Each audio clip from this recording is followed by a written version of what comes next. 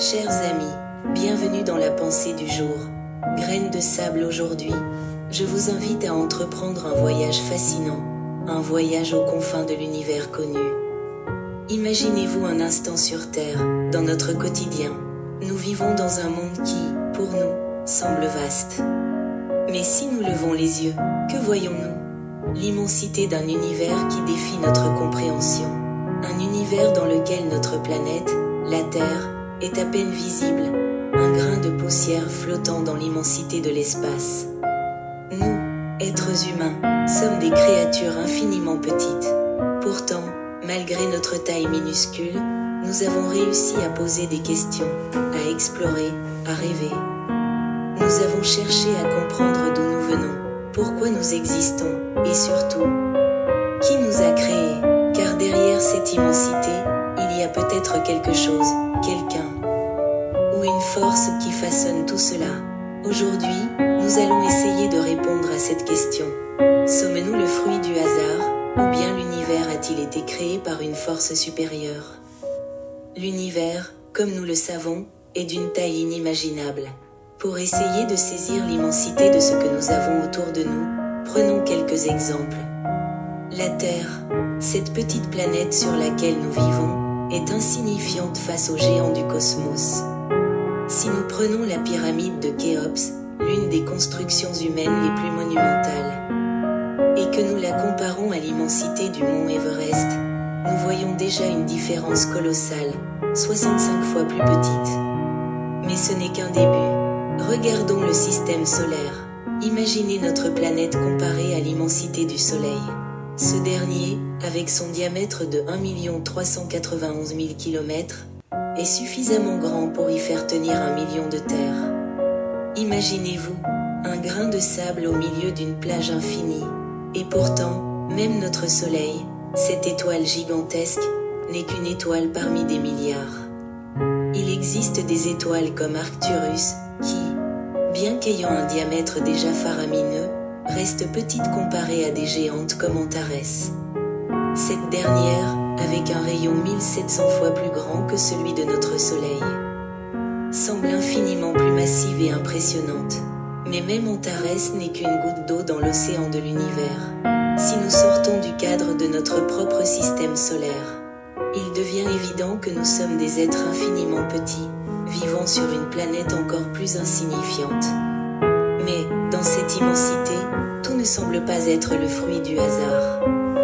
L'univers est régi par des lois précises, des lois qui sont si bien équilibrées qu'elles permettent à la vie de se développer. Si les constantes fondamentales de la physique étaient un tout petit peu différentes, la vie, telle que nous la connaissons, n'existerait tout simplement pas. Regardons la planète Terre. Ce monde, minuscule face à l'univers, abrite une diversité de vie incroyable. C'est un monde où l'eau coule, où la vie évolue, où la conscience humaine s'épanouit. Comment expliquer cette stabilité? Pourquoi ces lois semblent-elles si bien conçues pour la vie? Cela soulève la question d'un créateur. Est-ce que tout cela est le fruit du hasard? Ou y a-t-il une force, une intelligence? Derrière cette organisation, cette précision, cette beauté, certains, à travers l'histoire, ont trouvé une réponse dans la religion. D'autres voient dans cette structure un simple phénomène naturel, une série de hasards qui ont conduit à la vie. Peut-être sommes-nous le produit d'une évolution cosmique. Mais quelle que soit l'interprétation, l'émerveillement est le même. Tout semble avoir été parfaitement réglé pour que la vie puisse émerger et se développer. Si l'univers est si vaste et si notre place dans tout cela est si petite, peut-être devrions-nous tirer quelques leçons de vie importantes. Humilité. Nous devons apprendre l'humilité. Notre existence, aussi précieuse soit-elle, est minuscule dans le grand schéma de l'univers. Cela nous rappelle que nous sommes fragiles, mais aussi que tout ce que nous faisons ici a un impact sur notre planète et sur notre avenir. Nous n'avons pas le droit de vivre de manière irresponsable.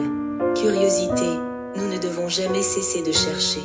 Notre petitesse face à l'univers ne doit pas nous faire peur, mais plutôt nous inspirer. Plus nous apprenons sur le monde, plus nous nous rendons compte de notre ignorance. Chaque nouvelle découverte dans l'espace nous rappelle combien nous avons encore à explorer. Respect. Si nous sommes si petits et si fragiles, alors pourquoi ne pas utiliser notre existence pour faire preuve de respect et d'amour envers ceux qui nous entourent? La terre, ce grain de poussière, est notre maison, et il est de notre responsabilité de la préserver. Cela commence par le respect des autres et de notre environnement. Alors, face à cette immensité, que pouvons-nous conclure? Nous sommes des créatures minuscules, vivant sur une petite planète, dans un système solaire insignifiant, dans un univers en constante expansion. Et pourtant, c'est ici, sur cette terre, que la vie s'est développée, que la conscience a émergé. Peut-être ne saurons-nous jamais si cet univers a été créé par une force divine, ou si tout cela n'est qu'une immense coïncidence. Mais ce qui est certain, c'est que nous avons un rôle à jouer. Si notre vie est si petite dans ce vaste univers, peut-être devons-nous faire en sorte qu'elle soit significative. Le temps que nous avons ici est précieux. Alors, vivons pleinement, avec humilité, curiosité et respect. Et vous, que pensez-vous? Sommes-nous le fruit du hasard, ou un créateur veille-t-il sur l'univers et la vie? Réfléchissez à cela et partagez vos pensées. Nous sommes tellement petits dans l'immensité de l'univers. Lorsque nous levons les yeux vers le ciel étoilé, une pensée nous traverse parfois l'esprit. Combien sommes-nous petits dans l'immensité de l'univers? Nous vivons sur une planète minuscule, qui flotte dans l'espace infini, un grain de poussière parmi des milliards d'autres. Et pourtant, dans cette immense vastitude, nous sommes capables de ressentir, de réfléchir, de créer, mais aussi de détruire. Aujourd'hui, à travers la guerre, les conflits, et la quête insatiable de pouvoir et de richesse, certains dirigeants oublient une chose essentielle. Nous sommes tous, en fin de compte, si fragiles, si petits. Dans cet univers qui ne nous attend pas, l'argent et les richesses passagères, qu'ils cherchent à amasser à tout prix, ne sont que des illusions éphémères. Elles disparaîtront un jour, comme tout ce qui est matériel. Et à quoi cela sert-il, si ce n'est à creuser des fossés entre nous, à nourrir des envies qui détruisent des vies et des peuples entiers? Si seulement ces dirigeants pouvaient se rappeler la petitesse de notre existence. Si seulement ils pouvaient prendre un moment pour réfléchir à leur place dans ce grand cosmos.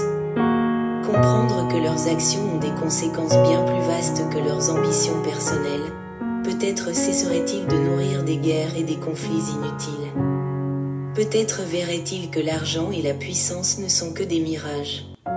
Que la véritable richesse réside dans la paix, la solidarité et le respect mutuel. Car au fond, quand tout est dit et fait, c'est l'humanité qui perd. Chaque guerre, chaque affrontement ne fait que réduire encore un peu plus notre chance de grandir ensemble, de bâtir un monde où, justement, ces petites existences, fragiles mais précieuses, puissent coexister dans l'harmonie. Nous sommes si petits dans cet univers. Si nous en prenons conscience, alors peut-être pourrions-nous, ensemble, trouver un moyen d'éviter que cette petitesse ne se transforme en source de division et de destruction. Peut-être que, face à l'infini, nous apprendrons à vivre autrement, à donner un sens plus profond à notre passage sur cette terre. Merci d'avoir suivi cette vidéo. N'hésitez pas à laisser un commentaire, à liker et à vous abonner pour suivre les pensées